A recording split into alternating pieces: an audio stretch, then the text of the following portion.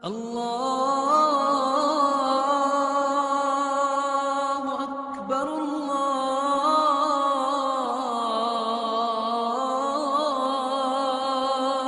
أكبر.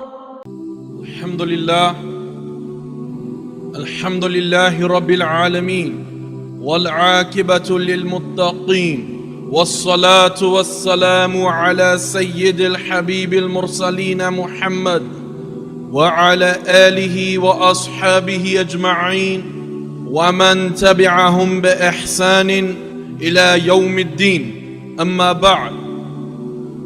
Respected ulama, respected elders, my brothers and my sisters, Assalamu alaikum wa rahmatullahi wa barakatuh.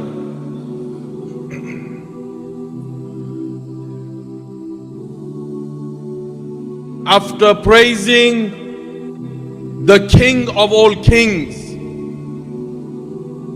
the Master of the Day of Judgment, the one, the only, the first, the last, Allah the Almighty, and sending salutations on the Imam of all the prophets, the chosen one, the blessed one, the noble one, the forgiving one, the brave one, the bearer of glad tidings and a warner, the Messenger Muhammad sallallahu alaihi wasallam.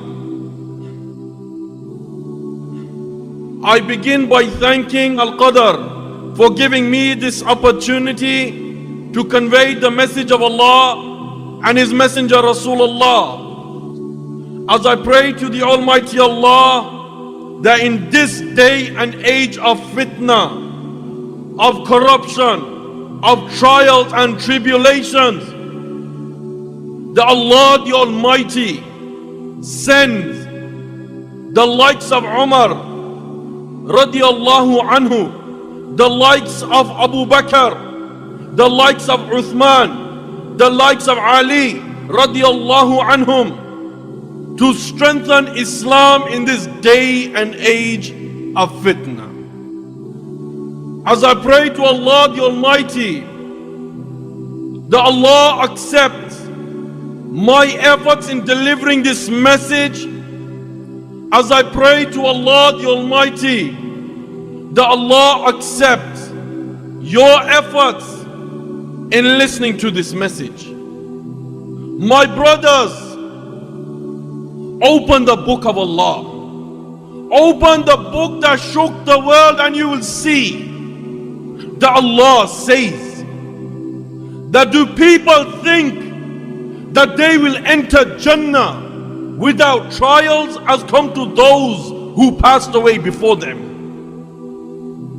Indeed, they were afflicted with severe distress and affliction, and they were shaken to such an extent that the Messenger and those who believed with him said, when will the help of Allah come? Likewise, Allah says, do people think that they will be left alone because they say we believe? Indeed, we tested those who were before them, and Allah the Almighty will make it clear those who are true and those who are liars, those who are sellouts. Likewise, Allah says that we shall test you with something of fear, with something of hunger, loss of lives, loss of wealth, loss of properties, loss of fruits, but give glad tidings. To who? The patient ones. Why? When they are afflicted, they say, to Allah we belong and to Allah is our return. Many fitnas have come and gone. Some that are in the past, some that are witnessed by millions and billions of Muslims at this moment of time, and some that will come in the future. And never forget this, because this is nothing new. Fitna, trials and tribulations, they existed at the time of Adam alayhi salam. They existed at the time of Nuh alayhi salam. They existed at the time of Shish alayhi salam, Ibrahim, Ismail, Ishaq, Saleh, Lut, Yaqub, Musa, Yusha, Yunus, Ayub, Dawood, Yahya, Isa alayhi salam. To such an extent, the fitna, trials and tribulations, they existed in the era of Rasulullah sallallahu alaihi wasallam. The Messenger sallallahu alaihi wasallam, he left this world and the fitna carried on, and it existed in the era of Abu Bakr radiallahu anhu. Abu Bakr radiallahu anhu, he leaves this world and the fitna continues, and it existed in the era of Umar radiallahu anhu. Umar radiallahu anhu, he leaves this world and the fitna continues, and it existed in the era of Uthman radiallahu anhu.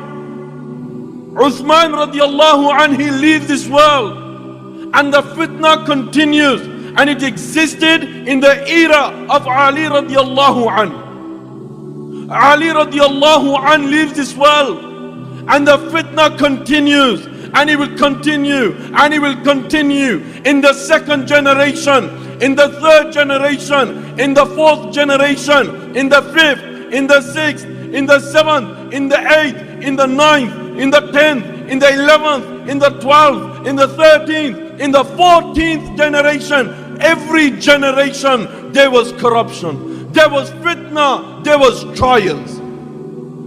This is why I say, put pen to paper. Put pen to paper. The ink will run out, but the fitnas will not come to an end.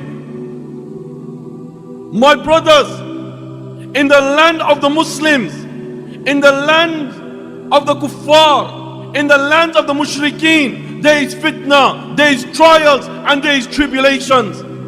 My brothers, today, in the 21st century, we have the fitna of the Dug of Punjab, Mirza Ghulam Ahmad, the fitna of Qadianis. We have the fitna of tyrant rulers. We have fitna of modern Muslims. We have fitna of burn the Quran Day. May Allah destroy those hands, whoever attempts it. We have fitna of people who are running and chasing money. We have fitna of the Shias. We have fitna of women with the hijabs like the humps of camels. We have fitna in Afghanistan, in Chechnya, in Bosnia, in Syria, in Yemen, in Tunisia, in Libya. Wherever you go, there is fitna, there is trials, there is tribulations. And it doesn't stop there. Why? Because we have fitna, trials and tribulations in colleges and universities. We have the fitna of the Dug of England, Salman al-Rushdie. We have the fitna of the BB pins, Facebook, YouTube, Twitter. We have fitna of shisha lounges. We have fitna of comedians, the likes of Citizen Khan, Citizen Shaitan. And the fitnas continue. We have the fitna of postcodes. Mans are repping postcodes, area codes, gangs, wannabe gangsters. People are going around and they are repping postcodes. Whether it's area codes or whether it's only a gang, they are repping them. My brothers, we have people who will say that I want to be like Scarface, I want to be like Tony Montana. And I don't know around here, but back in Birmingham, we have people who will scar up their faces. And when they come out, and when you see them and you say, why did you scar up your face? What happened to your face? And you know what he says? I scarred up my face. Why? Because when I walk the streets, I want people to call me Scarface. Making YouTube videos. Daddy is a gangster. I've been around the world. What do you mean you've been around the world? The only place this person has been is up and down Alam Rock Road. And it doesn't stop there. The fitna continues. We have the fitna of a man that many Muslims and non-Muslims are aware of. It was a fitna a few months back. It was all over Facebook. It was all over YouTube. It was all over Twitter. Presidents of countries were mentioning it. Kings of countries were mentioning it. Mayors of cities were mentioning it. It was the fitna of this filthy animal, Sam Basil. The one who made a video of the Prophet sallallahu alaihi wasallam insulting the character of Rasulullah sallallahu alaihi wasallam, insulting the wives of Muhammad sallallahu alaihi wasallam, insulting the companions of the Messenger sallallahu alaihi wasallam, insulting the person of Rasulullah sallallahu alaihi wasallam. But the reality is that wretched individuals like this, they must have got bullied in school. Wretched individuals like this, something must have happened to them. This is why they made a mockery out of the Messenger sallallahu alaihi wasallam, a screw loose in the head. I'm not saying to you today that I'm good looking, but I tell you one thing, this dog Sam Basil is so ugly that when he was born, the doctors slapped his parents. He was so ugly that when he was born, you know, the doctors called Bob the Builder. And when Bob the Builder seen him and says, man can't fix this ugly thing. So what does he do? To get attention. So people talk about him. So people recognize him. He insults the Messenger sallallahu alaihi wasallam. He makes a YouTube video. My brothers, 1400 years ago, 1400 years ago, they made a mockery out of the Messenger sallallahu alaihi wasallam. They called him a madman. They called him a soothsayer. They called him mad. But did he ever affect the person of Rasulullah sallallahu alaihi wasallam? No. Why? Because Allah the Almighty defended him. And Allah the Almighty defended him. And this recitation will be recited right till the day of judgment. This is why Allah says to the Messenger sallallahu alaihi wasallam, be patient in regards to whatever they say to you. Why? Because Allah the Almighty has raised his mention. Likewise,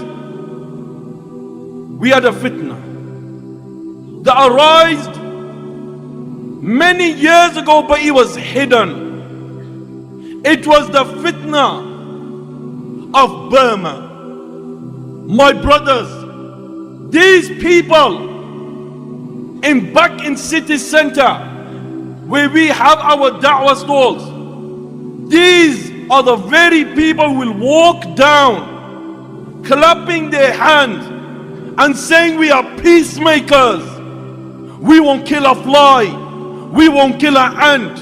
Sometimes we carry our men. Why? Because they're too pious to step on the floor, fearing that they may step on an insect. But the reality of these animals are, look what they're doing in Burma. The mushrikeen of Burma are saying, we don't care if you're Gujarati, we don't care if you're Pakistani, we don't care if you're Bengali, we don't care if you're Arab, we don't care if you're white, we don't care if you're black, we don't care if you're Chechnyan, Libyan or Syrian. The mushrikeen of Burma are saying that we don't care about your Allah, we don't care about your messenger, we don't care about your Quran, we don't care about your ulama. The mushrikeen of Burma are saying that we don't care about your mothers, about your sisters, about your daughters, about your nieces. The mushrikeen of Burma are saying that we don't care if you're from India, we don't care if you're from South Africa, we don't care if you're from Pakistan or Chechnya or Bosnia or Syria or Libya or Bahrain or wherever you're from. The mushrikeen of Burma are saying that we will kill you, we will rape your women, we will kill your children, we will burn them alive, and you Muslims can't do nothing about it.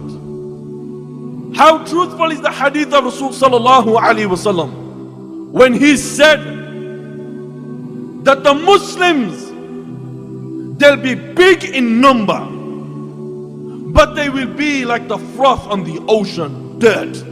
No value, no nothing. Today I understand the verse of the Quran where Allah says that they will never leave you alone until you leave your religion. Oh Allah, safeguard the Muslims of Burma. Likewise,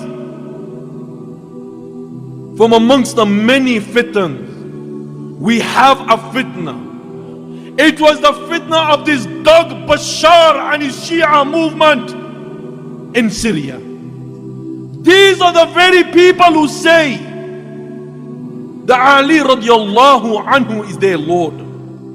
These are the very people who say Aisha radiallahu anha is a fornicator, a'udhu billah. These are the very people who say that when their Mahdi comes, it will go to the graves of Abu Bakr, Umar, Uthman radiallahu anhum, and he will resurrect them and crucify them on a cross.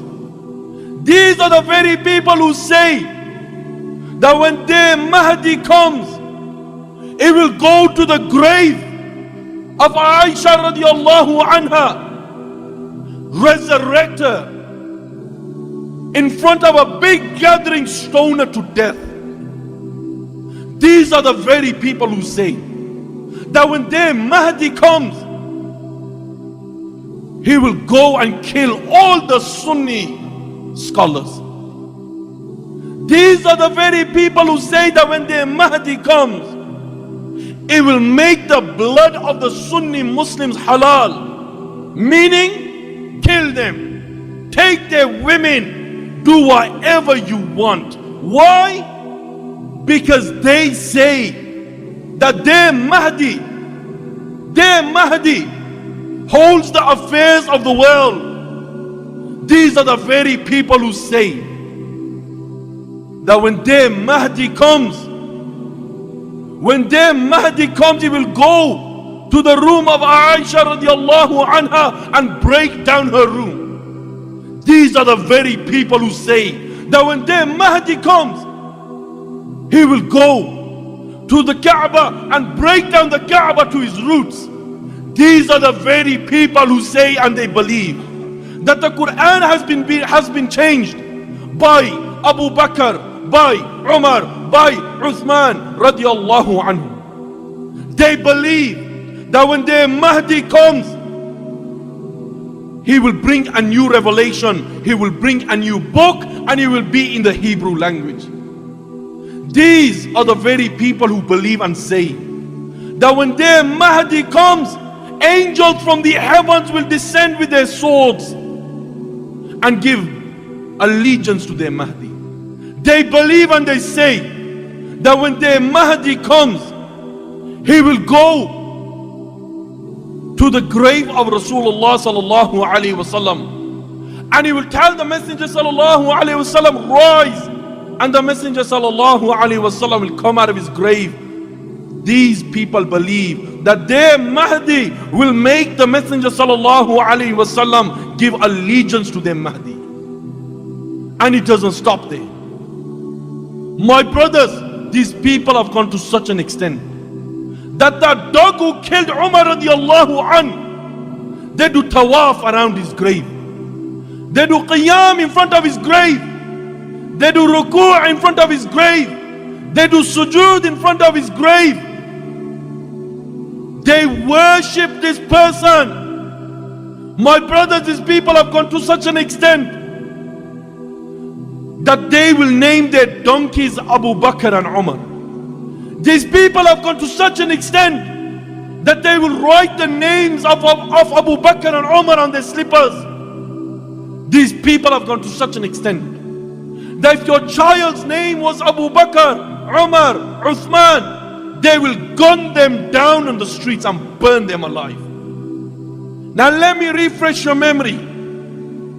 Few years back, a father of 3 He says that the Shia, they took me, put machine guns to my head, and they were forcing me to curse my own mother, Aisha. He says, I refused to do so. He says, then they tried forcing me to curse Abu Bakr, Umar, Uthman, but I refused to do so. He says, one of the guys pulled a chopper out and he chopped my fingers off. He says, I am an eyewitness. I am an eyewitness to this. Wallahi, these people will walk the streets. If a child's name was Abu Bakr or Umar or Uthman or Aisha, they will gun them down and burn them alive in the streets of Iraq. He says, my daughter's name was Aisha, and they gunned her down on the streets. My son's name was Umar, and they gunned him down. He says, I had a little baby in my hand, my own baby. He says they took the baby off me and they threw it in an oven full of fire. These are the very people who are in Syria, killing, raping, torturing innocent Muslims. Why? Because they say we testify there is no God worthy of worship except Allah, and we testify that the Messenger sallallahu alaihi wasallam is the messenger of Allah. My brothers, many people have been inspired. Some have been inspired by the Messenger Muhammad sallallahu alaihi wasallam. Some have been inspired by Abu Bakr, Umar, Uthman, Ali, Hassan, Hussein, Abdullah ibn Abbas, Abdullah ibn Mas'ud radiyallahu anhum ajma'in. Some have been inspired by Abu Hanifa. Some have been inspired by Imam Shafi'i. Some have been inspired by Imam Malik. Some have been inspired by Imam Ahmad. Some have been inspired by Imam al-Bukhari. Some by Imam Muslim, Imam Tirmizi, Imam Abu Dawood, Imam Nasai, Imam Hajar Asqalani. Some have been inspired by As-Sayyuti. Some have been inspired by Imam Dhahabi. But this dog Bashar, he was inspired by Fir'aun. My brothers, I speak harsh upon this. Why? Because the day it happens to ourselves, on that day you will realize what the people of Syria are going to, what they are going through. In the next 4 minutes or 5 minutes, ponder over this, and then you will realize why I am stern against this matter. Tell me, who will kill a man who's over 90 years old? Tell me, who will kill a woman who's over 100 years old? Tell me, who will kill a woman of 9 children? Tell me, who will go and search on the streets for a woman who is pregnant, cut open her stomach, take out a baby, and then shoot it point blank? Tell me, who will go around and kill a 10 years old child because his name is Abu Bakr? Tell me, who will go around and kill a 7 years old girl, and when she is dead, they have intercourse with her? Tell me, who will go around and kill thousands and thousands of babies point blank? Tell me, who will go around and bury a mother, a father, a daughter, a son, a niece alive in the grave and record it and put it on YouTube? Tell me, who will burn the Quran? Who will use the Quran pages as toilet papers? Tell me, who will go around and search for men and shoot all of them point blank? Why? Because they say that there is no God worthy of worship except Allah, and the Messenger Muhammad sallallahu alaihi wasallam is the messenger. The questions are billions and millions, but the answer is one. The answer is one. The answer is one. The answer is Bashar, the dog of Syria. My brothers, these are the very wretched individuals who are going around burning the masajid in Syria, who are going around kicking people's doors down and shooting the entire family point blank, who are going around and killing innocent women. My brothers, why? Because the Muslims of Syria are saying that Abu Bakr is our forefather.